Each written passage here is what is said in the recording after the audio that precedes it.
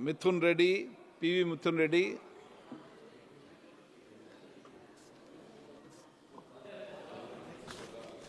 Thank you, sir.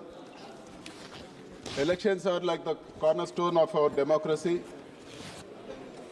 The integrity with which the elections are being held is paramount. Sir, the elections should be held in the true spirit of the democracy. The elections process should be such that both the winners and losers should have complete trust in how the process has been done. So there have been a lot of doubts and a lot of issues. And like every other party, we represented to the Election Commission of India. Sir, there have been some issues which we have raised. I will just mention 2 or 3 issues which we have raised. In Andhra Pradesh, 3,38,00,000 votes were polled, sir. And the polling started at morning 7 o'clock until 6 in the evening. But after 6 o'clock, surprisingly, 15% of votes were recorded. That is, out of 338, 51 lakh votes were recorded. Never it has happened in the history of Andhra Pradesh, not even in 19, not in 14. So we are unable to understand how this sudden surge in voting happened after 6 o'clock. And similar complaint was there even in Orissa, sir. So we'd like to know how such things are happening suddenly. And in another incident, sir, whatever complaints, okay. In other, sir, there's another, whenever we give complaints, sir, whenever we have given complaints, nothing has been done, sir. I'll just give an example. So in Vijayanagaram, in polling station 9 and polling station 4, our former MP gave a complaint, sir.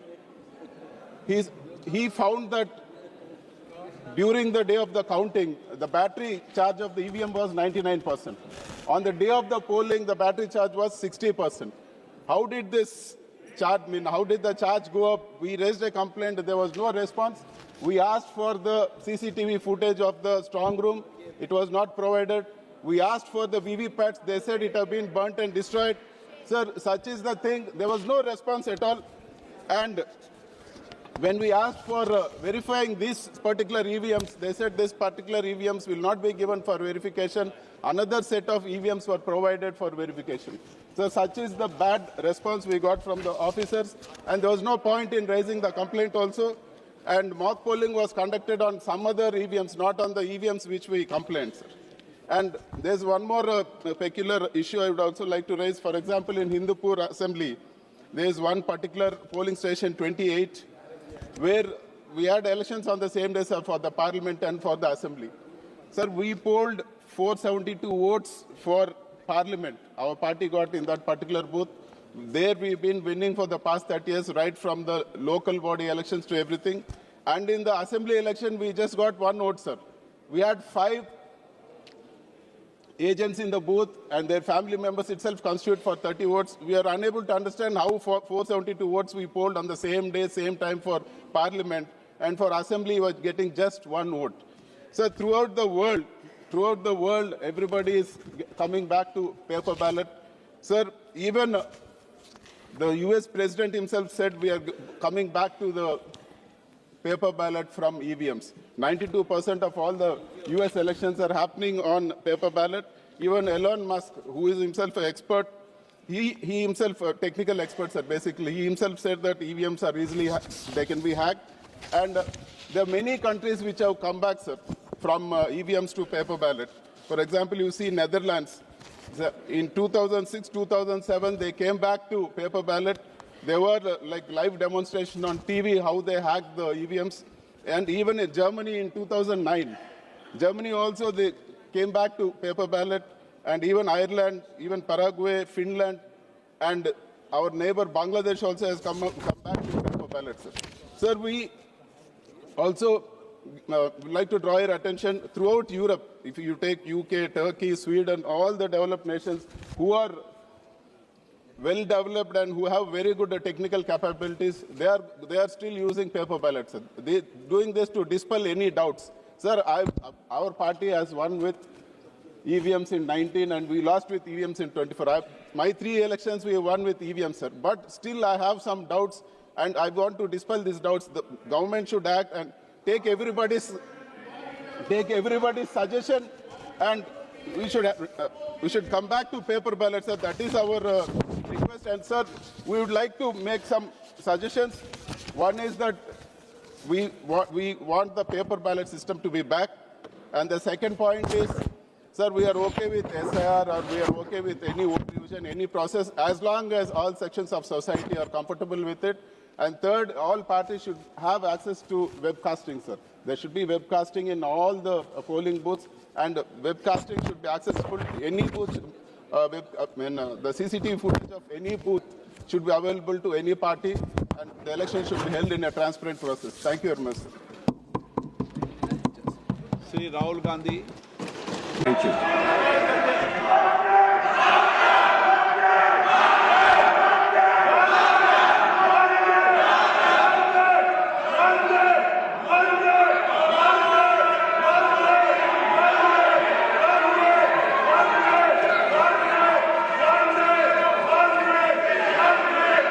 Can we have order in the House?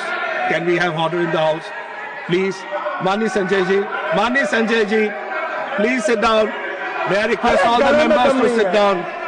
Mani Sanjay ji, please, we'll move on.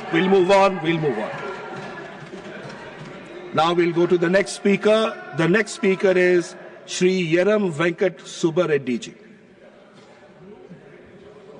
Thank you, Chief Chairman, sir, for giving me this opportunity to participate in the historic discussion to commemorate 150th anniversary of Vande Mataram, sir. Sir, Vande Mataram is not just words or a poem by Bankim Chandra Chatterjee ji, sir. It is a mantra that ignited the hearts of millions during the freedom struggle, sir. When British bullets, lathis and hangings struck our freedom fighters, it was Vande Mataram on their lips that gave them courage, sir. It is more than inspiration.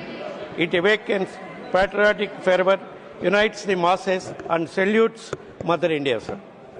This sacred chant is a silent communicator of devotion, pride, and sacrifice, sir.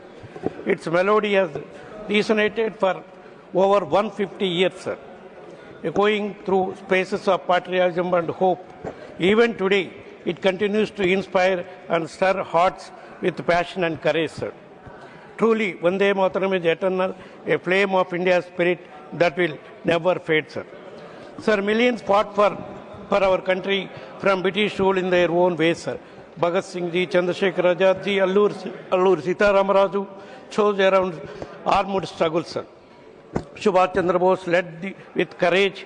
Mahatma Gandhi ji championed non-violence, and Sardar Vallabhbhai Patel inspired fearless movements like Bardoli and Quit India with his great leadership skills, sir. Sir, as I said, everybody fought for independence in their own way, and people from combined Andhra Pradesh state are also not behind, sir. We have great freedom fighters like Allur Sita Ramaraju, Pingala Venkaya, Tangutur Prakasham Pantulu, Potti Sriramulu, Durgabai Deshmukh, Uyala Narasimha Reddy, Sarojini Naidu, and list goes on, sir. I pay my tributes to all those great sons and daughters of Telugu on this historic occasion, sir. Despite different paths, they shared one burning goal: to liberate India. The very spirit of Vande Mataram, sir, united the people, turning love for the motherland into unstoppable action, sir. Chairman, sir, the cry of Vande Mataram once united freedom fighters, inspiring courage, sacrifice and devotion to the motherland, sir. Today, that same spirit calls on us to protect those who sustain our nation, sir, that is our farmers, sir. In Andhra Pradesh, cyclone Monta destroyed 161 lakhs of acres of crops, sir. Yet the state government is slow and inadequate response betrayed the variations of Vande Mataram. With 30% of the cotton lost and banana prices have fallen, farmers were forced into distressed sales and stripped of dignity and hope, sir. Repeated disasters and over 18 months missing compensation, sir. Weak and procurement and neglect storage facilities have left them to bear the burden alone, sir. Many are now plowing back their crops, sir. A painful symbol of abandonment. If Vande Mataram embodies love and duty to the motherland, then failing these farmers is failing Bharat itself, sir. I argue that August House to raise and uphold the spirit of Vande Mataram by safeguarding the honor, livelihood and hope of those who feed our nation, sir. Sir, throughout India's struggle for freedom, there are some great personalities who choose a different path of moral, culture and intellectual awakening by writings and songs in promoting the spirit of Vande Mataram during the struggle for independence, sir. Rabindranath Tagore ji with his national anthem, Bankim Chandra Chatterjee with his national flag, national song, and Pingali Venkaya with his national flag have all earned their place in the heart and soul of every Indian, sir.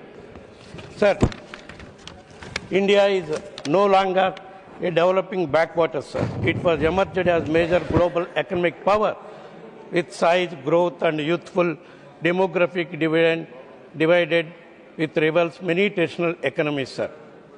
India is risen to become the fourth largest economy in this world by nominal GDP in 2025, sir. Trailing only the United States, China, and Germany. It is on track to move boldly towards becoming the third largest global economy, sir. With these words, I am confident, my party is confident, people of AP are confident, and that the country is confident, and Vande Mataram continue inspire us, sir.